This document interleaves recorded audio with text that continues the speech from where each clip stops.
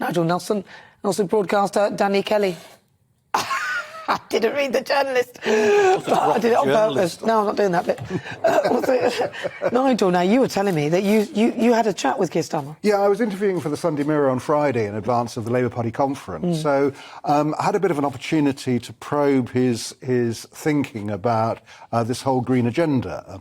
So where he's approaching it from is that he's taking climate change as an opportunity.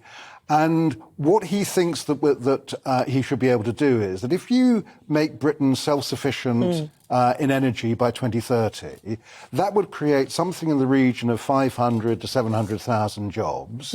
We couldn't be held to ransom by people like Vladimir Putin. And also that would be a way of creating economic growth, which would be very different from the way Liz Truss wants to do it, which is basically with tax cuts. Basically with tax cuts. That's it.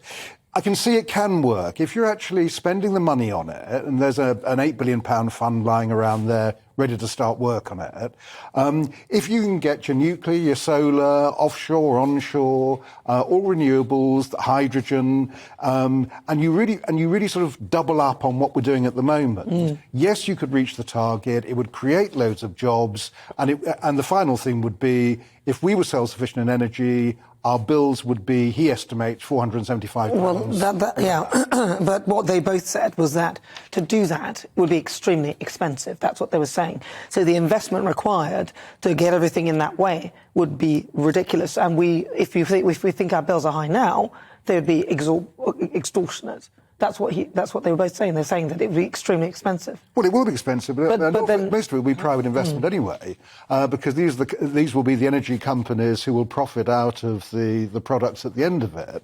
So, although there will be a bit of a hit to the taxpayer, the taxpayer's not picking all of it up. All the taxpayer is doing is kick-starting the programme.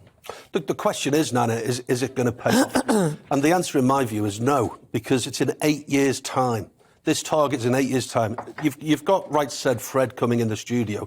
They had that hit in 1991.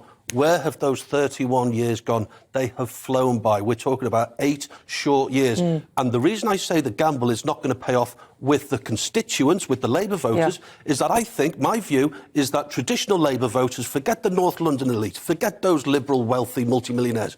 We're talking about working class men and women. And you ask them, you poll them down a local council estate pub, whether they are bothered about this 2030 agenda. They would rather have cheap gas now. They'd rather that we reopen the oil fields. I'm not talking exclusively for every working class man or woman. I just think, generally speaking, the people who don't have that multi-million-pound deep pockets. And I think, can I just say, well, I just wanted to add into there, that if we're all going electric, so no fossil fuels, it's not just the bills and things, it's electric cars. It's all the infrastructure that we as the public will have to buy to accommodate this, and that's got to be factored in. I don't think Keir Starmer's thinking that far ahead. Well, I mean, that's the actual use of it. The first stage will be to produce it.